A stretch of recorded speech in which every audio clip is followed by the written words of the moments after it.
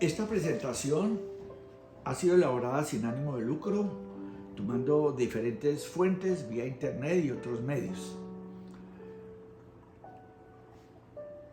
Esta conferencia taller ha sido diseñada para los servidores de la comunidad hispana de la parroquia San Juan Eudes, con el objeto de reforzar nuestra formación y voluntad de servicio, al tener claridad y entender que ante Dios nuestro Señor todos somos iguales, pero como seres humanos todos somos diferentes y cada uno tenemos nuestra propia personalidad, que al relacionarnos con los demás, tanto en la familia como en el trabajo, e inclusive en nuestra misma parroquia, se pueden generar conflictos que también requieren buscar soluciones para no girar en torno a los problemas.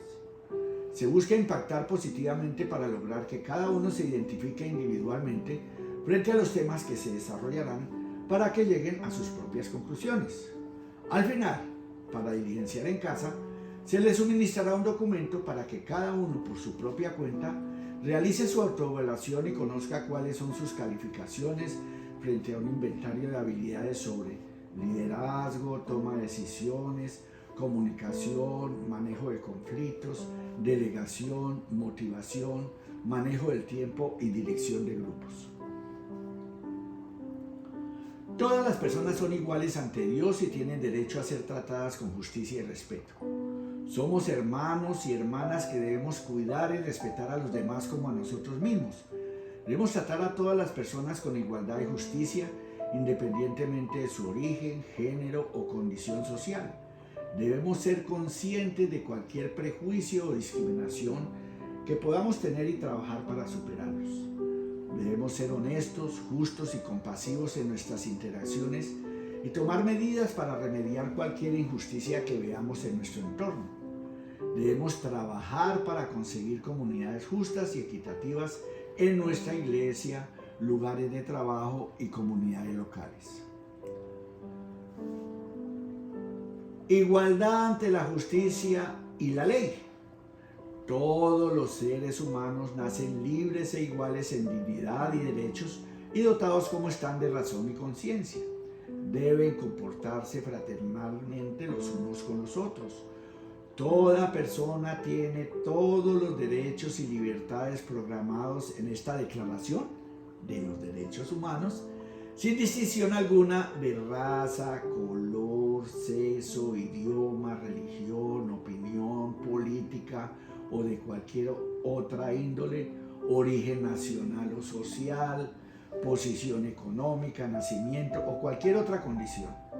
Además, no se hará distinción alguna fundada en la condición política, jurídica o internacional del país o territorio de cuya jurisdicción dependa una persona, tanto si se trata de un país independiente como de un territorio bajo administración fiduciaria, no autónomo o sometido a cualquier otra limitación de soberanía. Ya lo dije anteriormente, esta es parte de la Declaración de los Derechos Humanos aceptado por nuestros países, que palabras más, palabras menos están incorporados en nuestras respectivas constituciones. La imagen nos muestra a la justicia vendada y con una balanza. El significado, vendada, porque no está mirando a quién la está administrando, y la balanza mostrando el equilibrio que va a tener también en sus decisiones. Si no hay justicia, no hay igualdad. Una de las razones para hacer esta presentación es referirme a la comunicación, que justamente es el proceso por el cual el emisor y el receptor establecen una conexión en un momento y espacio determinados para transmitir, intercambiar o compartir ideas, información o significados que son comprensibles para ambos. Más fácil mirar la imagen. En la comunicación existe alguien que transmite y existe un destinatario.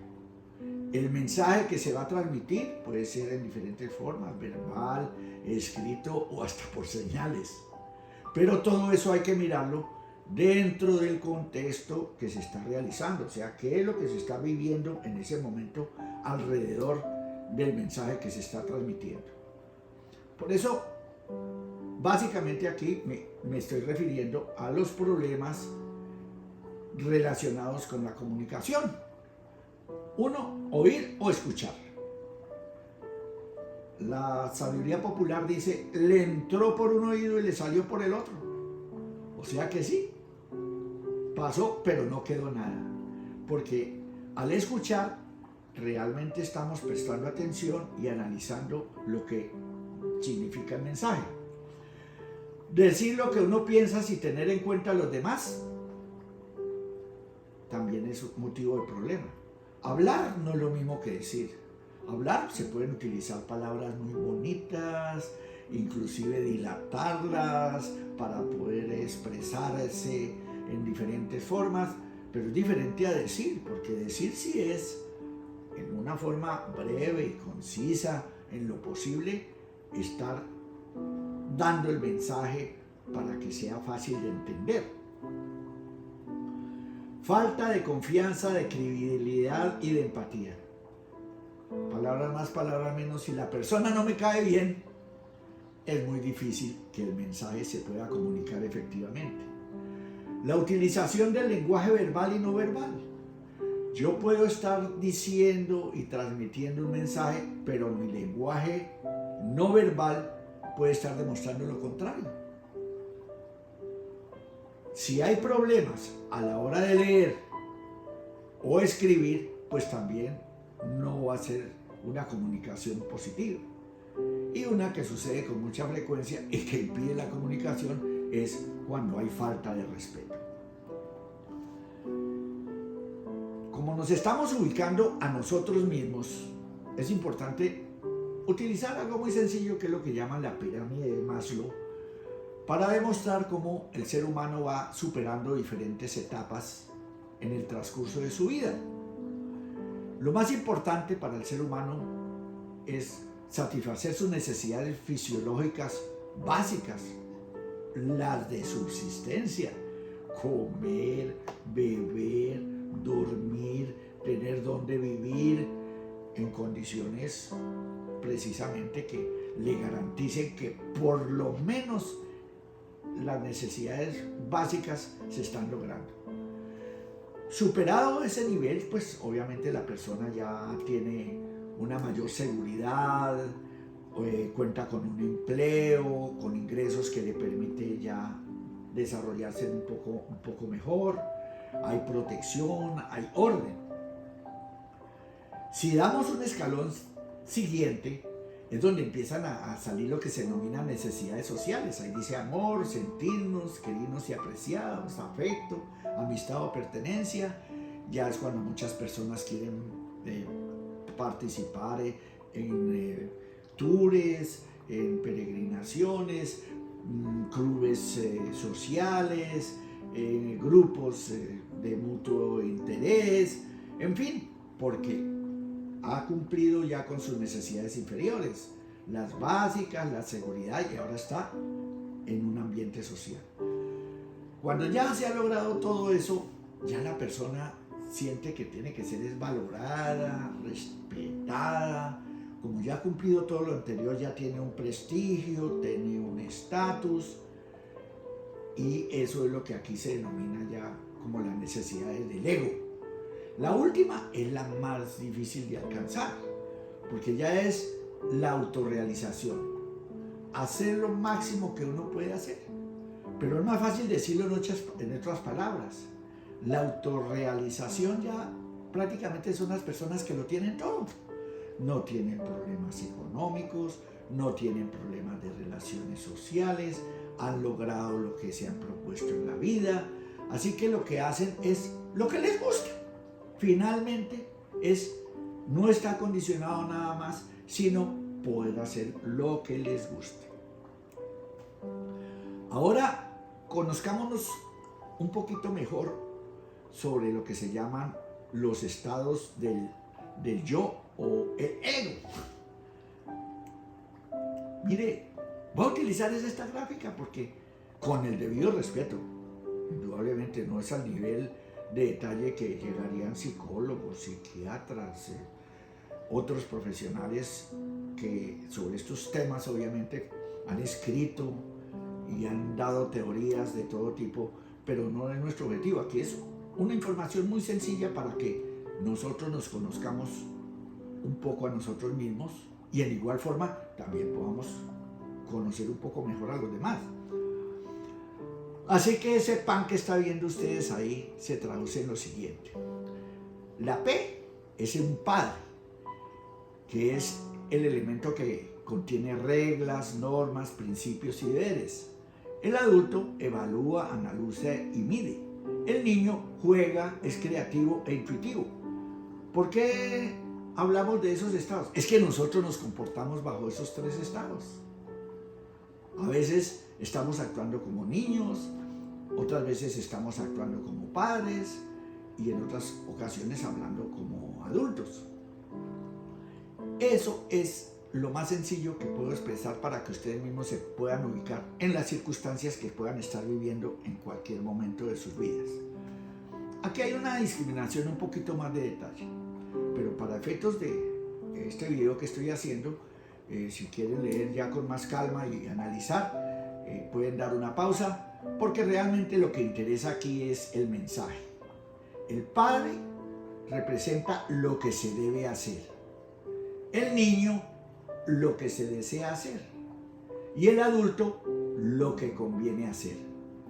Hablé de este orden porque es que tanto en la situación del padre como del niño son afectados esos estados del yo por el temperamento, por sentimientos, que va a ser una clasificación un poquito más sencilla para poderles demostrar a ustedes con más facilidad nuestras actitudes individuales frente al comportamiento que tenemos con otras personas. Un yo padre en acción. ¿Cuáles son sus características? Regaña, critica, da órdenes, impone, domina, generaliza, acoge, ampara, aconseja y protege. Algunas de estas seguramente nos están haciendo pensar que sí actuamos como padre. Los niños, el yo niño, es temeroso, puede ser egocéntrico, fantasea, sueña, otros quieren gozar de la vida, intentan, expresa curiosidad. Hay unos que actúan impulsivamente, son creativos, alegres y vivaces. Pero dejé de último el adulto porque recuerden que ya dije que los dos estados del ego anteriores pueden estar afectados por temperamentos y sentimientos, mientras el adulto no. El adulto se pregunta, investiga, razona, escucha, colabora, organiza, planifica, resuelve los problemas, da y pide información, piensa y después actúa. Ojo, fíjense, esos dos últimos son de mucha importancia, pero el que identifica más que todo al adulto es la persona que da y pide información.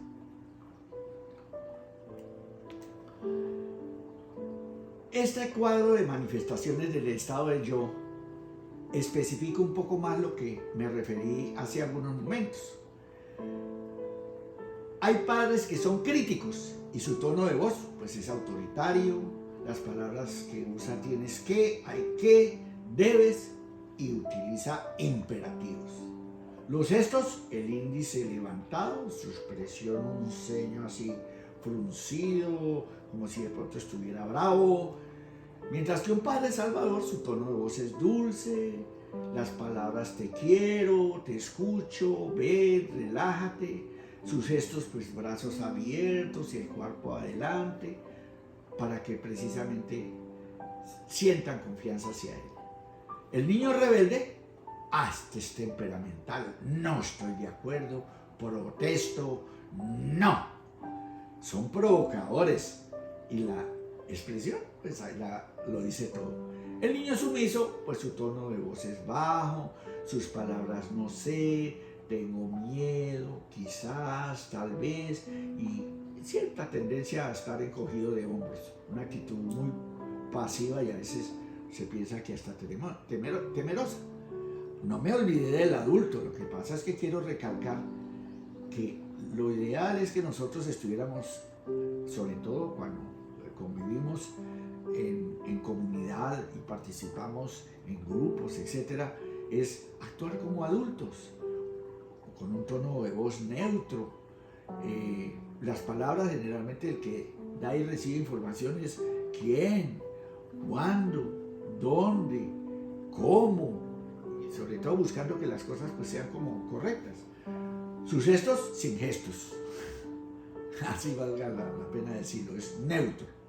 Entonces, en esta forma tan sencilla podemos decir que nos podemos mirar y empezar a entender cómo somos nosotros mismos y el comportamiento que podemos evidenciar en otras personas. A través de estas gráficas, pues, resumimos lo que se ha expresado anteriormente en cuanto a las comunicaciones.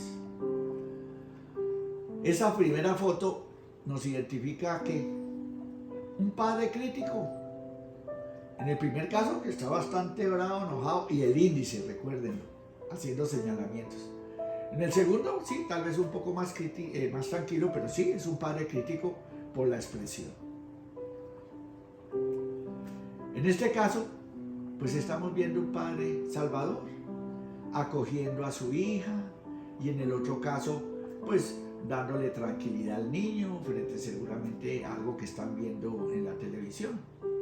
Entonces, de cada situación de estas, lo ideal es que los participantes pudieran decir quiénes son los personajes y qué es lo que están haciendo en ese momento. Pero para efectos de este video, más que taller es una conferencia, voy a seguir adelante y si se quiere se pueden ir haciendo pausas y nuevamente en nuestros propios términos entender qué es lo que están mostrando esas imágenes.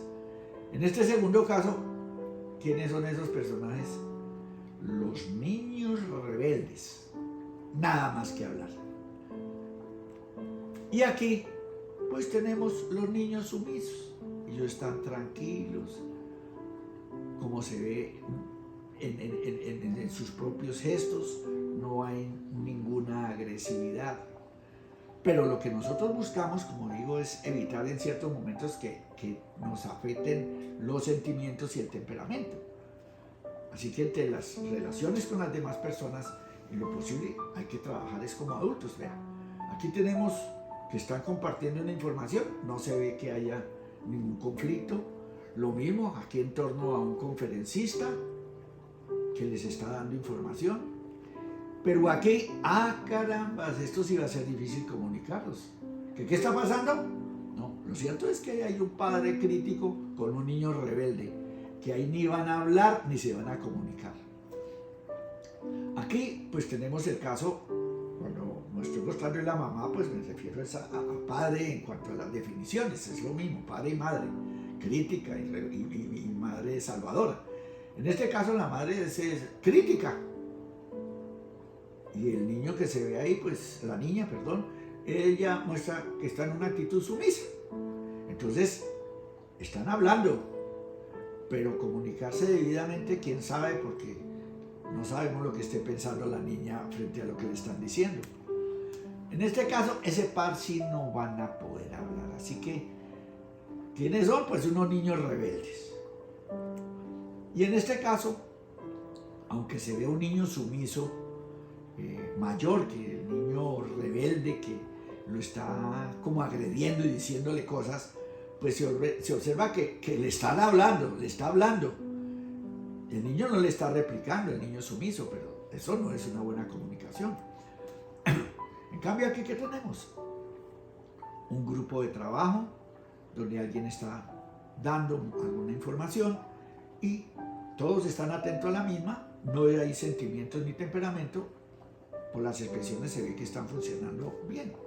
Aquí tenemos los niños concentrados. ¿Con qué? Con una información que es común para todos. Entonces, no hay posibilidad de que, como están directamente relacionándoles de pronto con una información que es de interés para todos, se ve la actitud de que no se está generando ningún tipo de conflicto. Ya lo decía, pues hay comunicaciones habituales seguramente para poder hablar, a excepción de un padre crítico hablando con un niño rebelde o un padre crítico hablando con otro padre crítico, o un niño rebelde hablando con otro niño rebelde, y ya lo habíamos dicho, un niño rebelde hablando con un padre crítico. Entonces es importante tener en cuenta de que mientras actuemos en esas situaciones hay que buscar salir del estado temperamental para una posición de adultos, neutra y en lo posible dando y recibiendo información.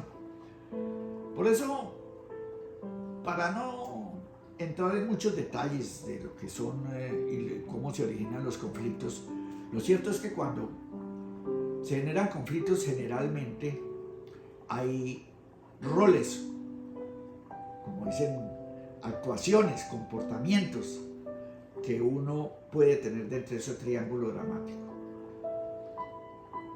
Esto no es de que sea únicamente un ángulo o uno de estos papeles el que yo represento, no, es que voy a estar variando y por eso es el problema. El perseguidor pues va a culpabilizar y va a ser intransigente, el salvador inclusive va a ayudar sin que se lo pidan, se sacrifica por los demás, la víctima se queja constantemente, busca que otros resuelvan sus problemas. ¿Pero por qué es el triángulo dramático? Porque se entra en algo que también se dice que es el círculo vicioso, o sea, dar vueltas y vueltas y no salir. Lo mismo ocurre con el triángulo dramático y voy a darles un ejemplo, muy sencillo. El papá llega a la casa y sale a recibirlo el niño hecho un mar de lágrimas. Papá, mi mamá me regañó. El padre ante esa actitud de una vez muy seguramente va a empezar a enojarse. Entonces la mamá cuando llega a saludarlo de una vez es ¿qué fue lo que le hizo al niño? Que mírelo cómo está llorando. Es que usted... Entonces el papá está actuando como un perseguidor. Y la mamá que salía se volvió fue la víctima. Y el niño que estaba ahí pues está así como a la expectativa de ¿y ahora qué hago? Porque si mis papás ahora va a haber un problema entre ellos. ¿Por qué? Porque la mamá entonces le va a decir, ah, sí, ¿y usted sabe por qué lo regañé? Pues porque le rompió su televisor, así que ahora no va a ver sus noticieros, ni sus programas deportivos, ni sus películas. ¡Ay, ahí sí que hace el papá! ¡Ah! Se vuelve de una vez el perseguidor, otra vez el muchachito entra a volverse víctima, la mamá entonces le va a recriminar, oiga, pero esa no es la forma de tratar al niño, es que usted fíjese, mientras yo lo regañé, ya lo que usted, quién sabe qué más está pensando hacerle.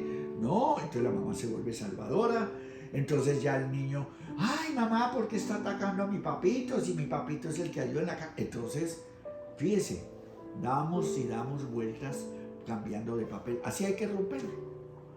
¿Y cómo se rompe?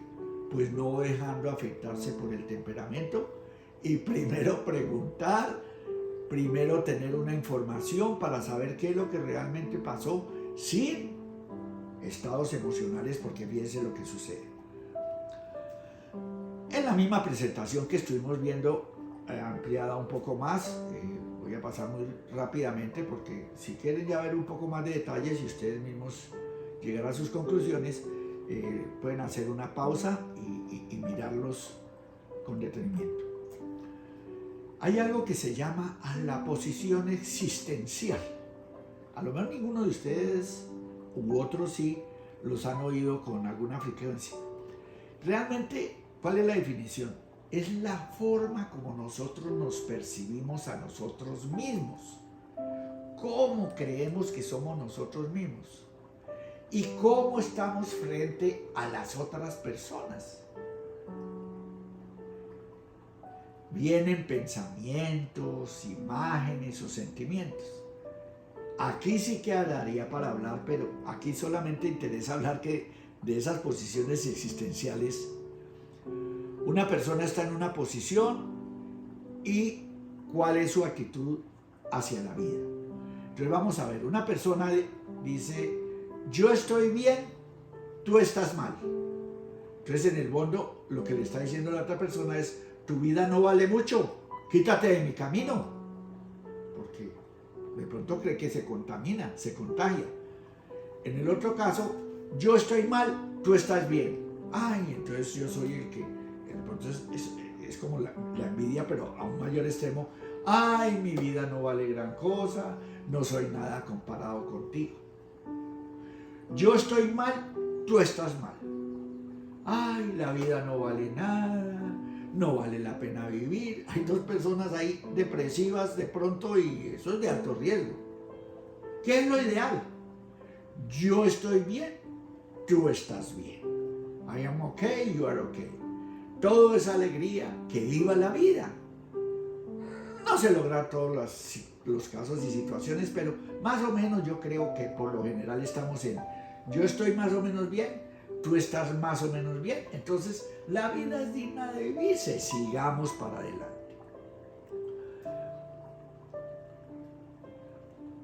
Como me he referido a la vida, quise traer al tema algo que se denomina impulsores de vida. Todos nosotros los tenemos, son 6, lo que varía es el orden. Entonces, a esta presentación aquí no quiere decir que eso sea lo ideal, sino no, son definiciones.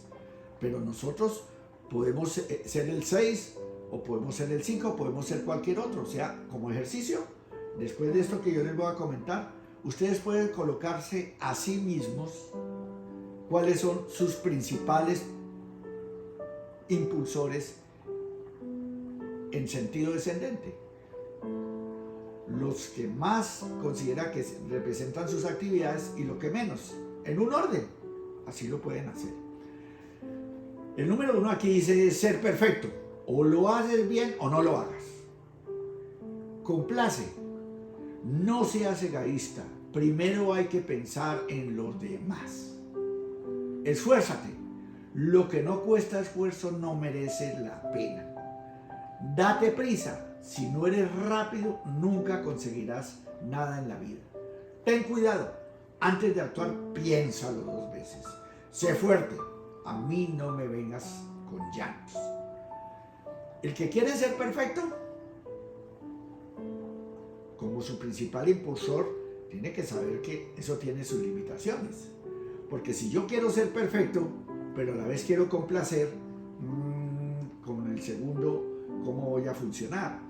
Pero hay una persona que es fuerte y quiere ser perfecta, hombre, ese principal impulsor me actúa en una forma diferente.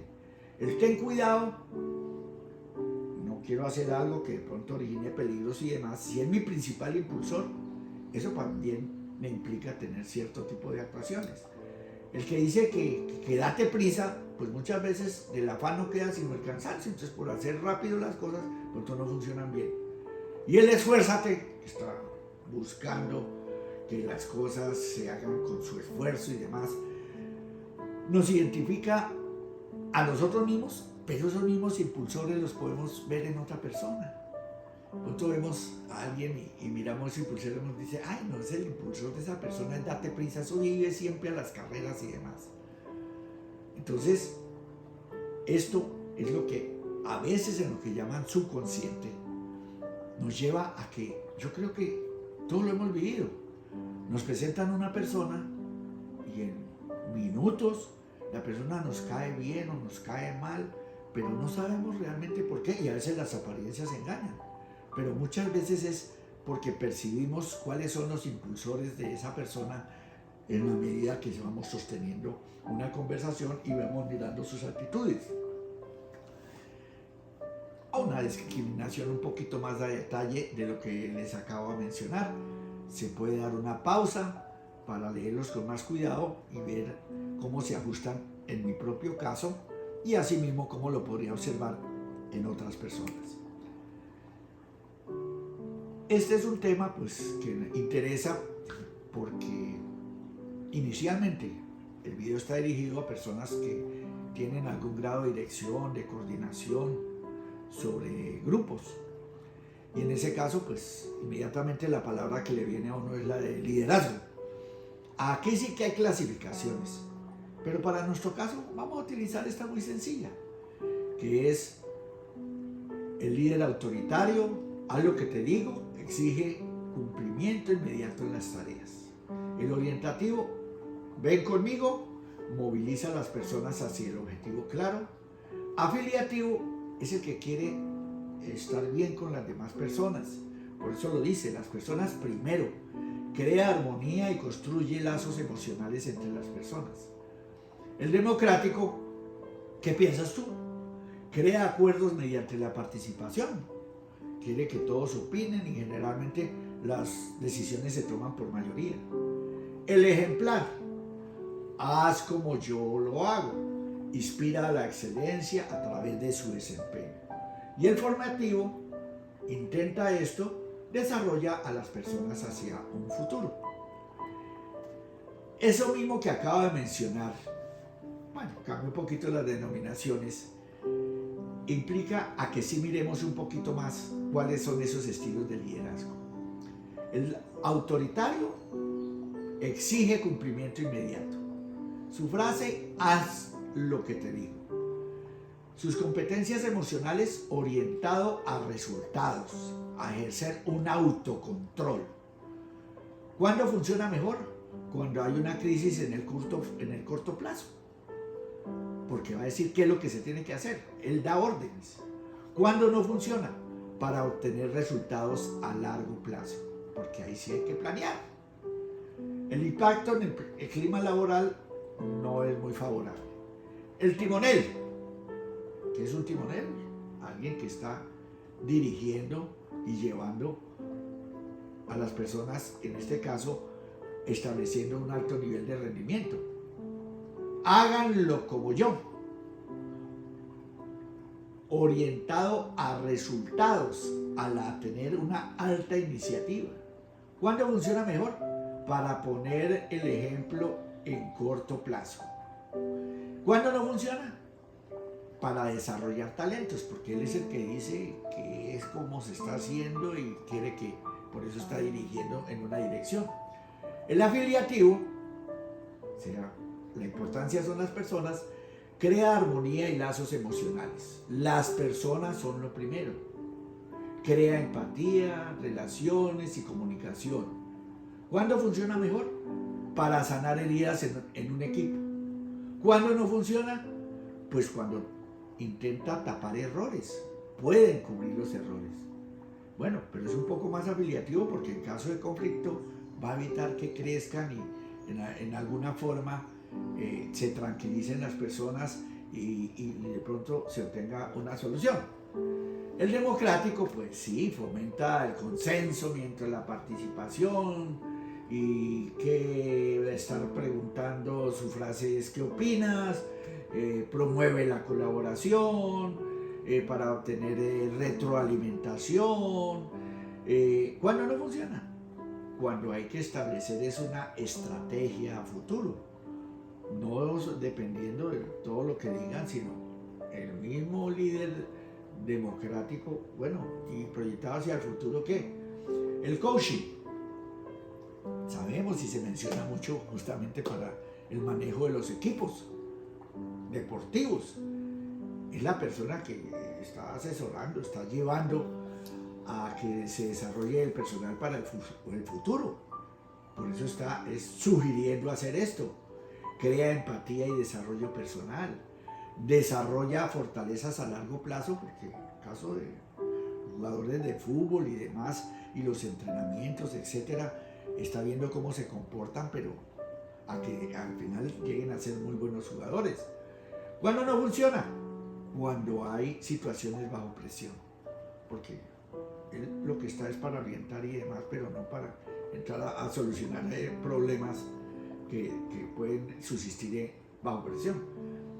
De todas formas, su impacto es favorable también en materia laboral. El visionario, pues él dirige la organización hacia una visión. Hay metas, hay objetivos. La frase que lo identifica es síganme. Promueve el cambio y que haya autoconfianza en las personas para decirles que sí es posible alcanzar metas y resultados. Cuando urge un cambio de dirección o una visión clara es cuando funciona mejor. ¿Cuándo no funciona? Cuando es necesario resultados a corto plazo. Ahora, para terminar este tema que estamos refiriéndonos, donde se involucra ya la motivación, la vamos a clasificar en una forma muy sencilla. Y aquí sí, mucha atención, porque esas motivaciones, hay una que es la principal y que es la que nos identifica. Entonces, eso nos va a servir también para interpretar quiénes somos y cómo percibimos también a otras personas. La motivación de logro es el grado al cual una persona desea realizar tareas difíciles y desafiadoras en un alto nivel. La mejor forma para saber si una persona tiene motivación de logro es de que no va a utilizar una palabra que nosotros debemos en realidad borrar de nuestro vocabulario, que es tratar de. Cuando una persona está tratando de hacer cosas, tratando de, pues está tratando y no las hace. Mientras el que tiene motivación de logro no usa esa palabra porque las hace. Hay metas, busca la forma de llegar a ellas. El poder es la típica motivación en que la gente le gusta estar a cargo como responsable. El poder y la autoridad van muy de la mano. Entonces muchas veces las personas quieren tener ese poder para que les obedezcan. Afiliación. Ya habíamos visto anteriormente el interés en las personas y la relación entre las mismas. Entonces significa que la gente busca que haya unas buenas interrelaciones personales con otros. Aquí un poquito más en detalle. Entonces la afiliación, esa motivación lleva a que eligen para trabajar antes a un amigo que a un experto. Crean un buen clima de trabajo o de relación en el grupo que está. No les gusta estar solos. Conservan las amistades y por eso necesitan mantenerse en contacto. El que tiene motivación de poder o influencia ayudan a los demás sin que se lo soliciten.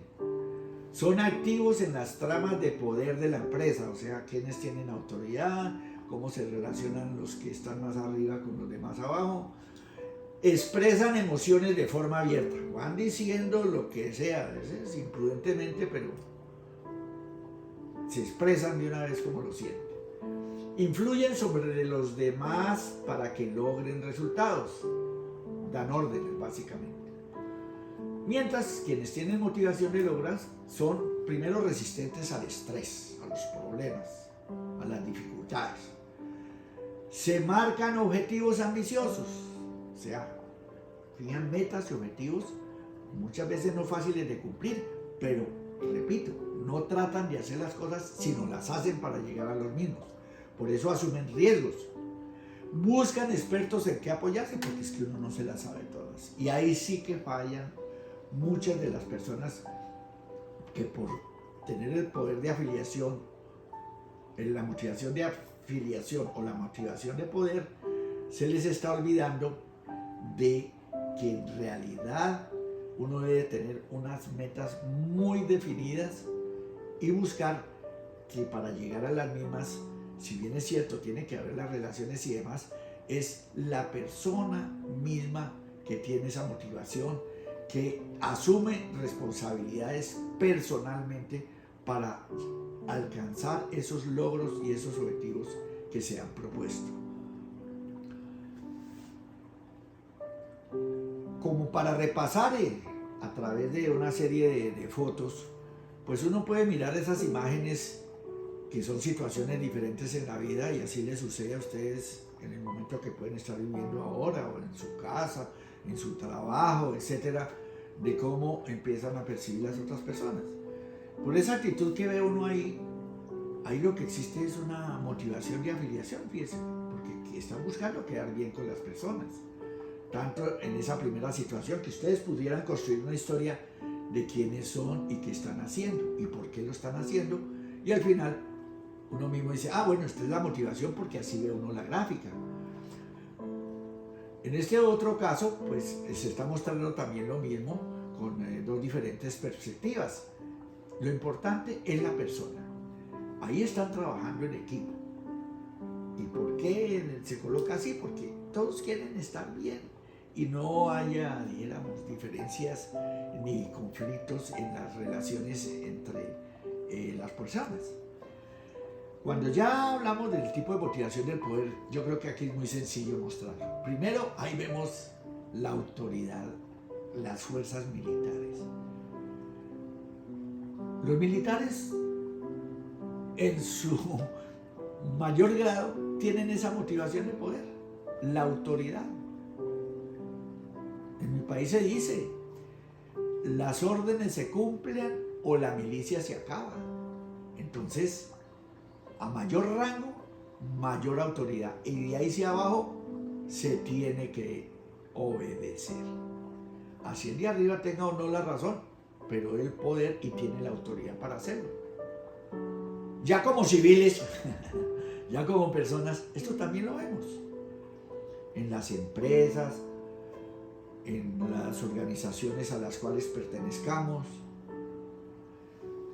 en donde la persona puede ser nombrada para ocupar cierta posición que implica dirigir y puede asumir que por tener esa posición inmediatamente a veces se adquieren los conocimientos y ya piensan solamente en que los de ahí para abajo tienen es que obedecer, o sea, ejercer la autoridad que les da el cargo o la posición que están ocupando.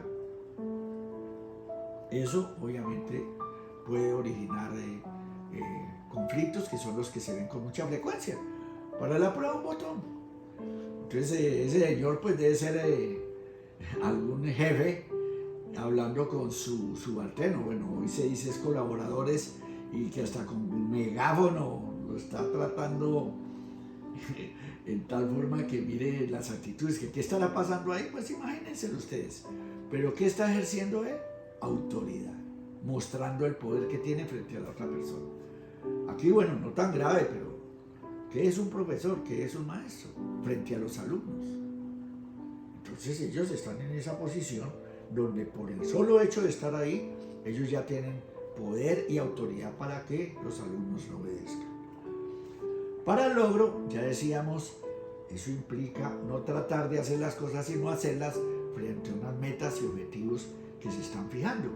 Y por eso, cuando se logran los resultados esperados, ahí se ven las expresiones de felicidad. Lo alcancé, pude, gané, logré el resultado que esperaba.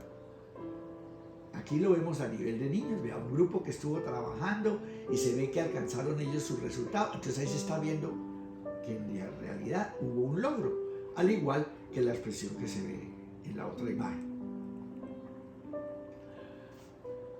¿Qué es lo que muchas veces se observa? En las actitudes de las personas. Hay personas que desde el principio dicen, no lo haré. ¿Por qué? Porque no puedo hacerlo. Pero después, no, quiero hacerlo. Bueno, pero ¿cómo hacerlo? Trataré de hacerlo. Bueno, pudo hacerlo. Lo haré porque ya llegó a la cúspide de que sí se puede.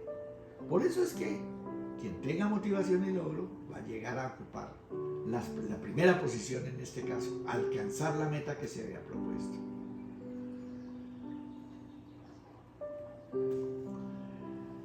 Así que nosotros mismos somos los que podemos hacer la diferencia, que inicialmente no hacer o muchas veces pensar que no somos capaces de hacerlo, se puede lograr superando el impulso con retos que nos fijemos, para lo cual hay que alcanzar las metas y objetivos que uno tiene que fijarse. Sí, hay que trabajar duro para recibir muchas veces reconocimiento. Hay que mantener un riesgo moderado hacia el fracaso. Es decir, tampoco creer que todas las cosas van a salir bien, ¿no? Muchas veces sobre el camino hay que ir arreglando lo que sucede. Muy importante, pues estar uno recibiendo retroalimentación, que le den lo que llaman el feedback, para más o menos poder uno ajustar comportamientos o redireccionar procedimientos o procesos que yo pueda estar realizando de acuerdo con los resultados. Ya para llegar al final,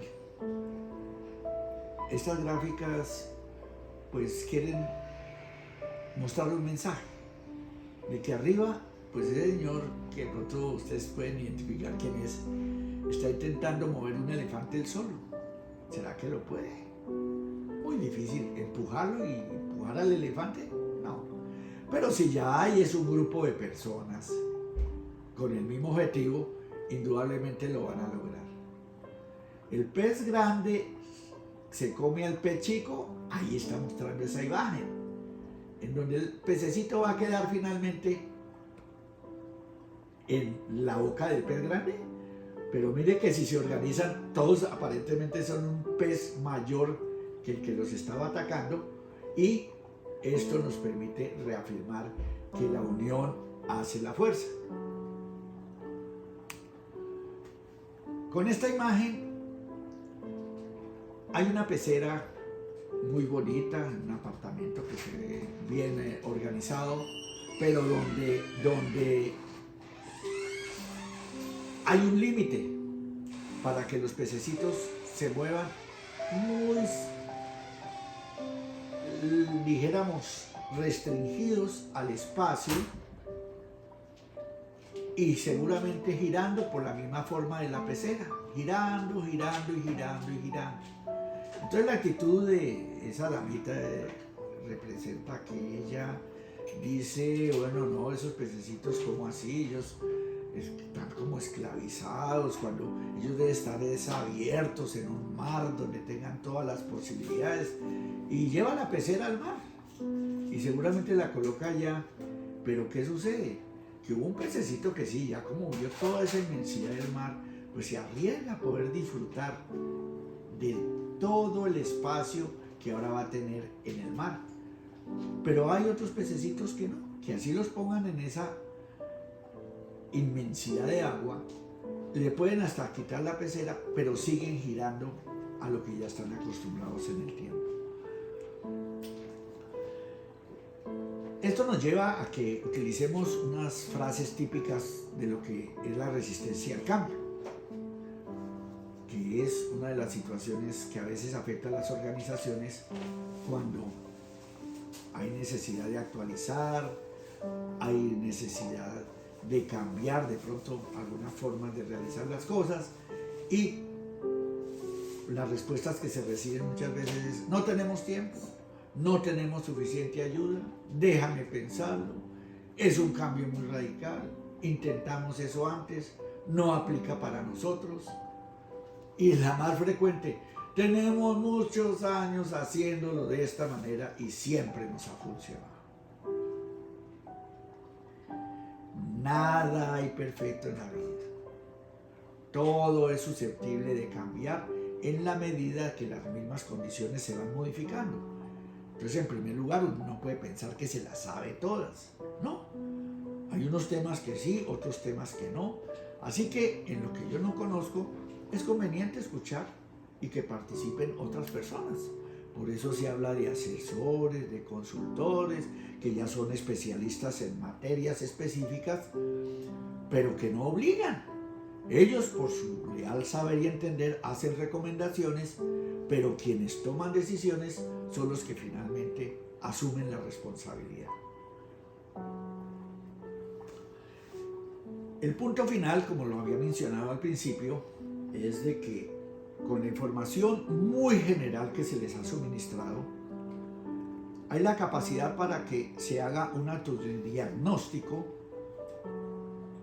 frente a un inventario de habilidades de dirección y coordinación. Son 40 preguntas que se deben responder, documento que les entrego posteriormente, en que lo único que hay que mirar es unas actividades y colocar una X en un solo de esos cuadritos según creamos que es lo más representativo en nuestro caso. Ejemplo: actúo con seguridad y armonía. Entonces digo yo, bueno, casi siempre, entonces pongo una X en la D. Creo que actúo en forma impulsiva. Entonces yo digo, no, casi nunca. Entonces voy a colocar una X en la B. Y así va a seguir con las 40 preguntas. Y al final, no se asusten, eso no es nada complicado. Lo que pasa es que por el orden de las preguntas va variando la calificación. Entonces, si a la pregunta número 1 contestó con la respuesta E, esa respuesta vale 5 puntos. Y así sigue para las demás preguntas. ¿Por qué? Porque al final, como cada pregunta tiene una calificación diferente, les va a poder identificar ustedes mismos, porque ustedes son los que se califican. Ustedes no se van a decir mentiras. Van a entender que conforme a ese cuestionario, que es una forma, eso no es nada perfecto, les puede dar alguna orientación de cómo son ustedes frente a actitudes o dimensiones relacionadas con liderazgo, toma de decisiones, comunicación, manejo de conflictos, delegación, motivación, manejo de tiempo y dirección de programas. Bueno, hasta aquí era el objetivo de esta presentación y le dejo por ahí estas dos gráficas que no me voy a poner a explicarles sobre actividades para la coordinación y esta otra de cómo coordinar, porque ya entrar a esos detalles de pronto sería fruto de otra presentación que hace algunos años, inclusive muy rápidamente en algún evento tuve oportunidad de referirme a los servidores de esta comunidad. Bueno, muchas gracias por la atención.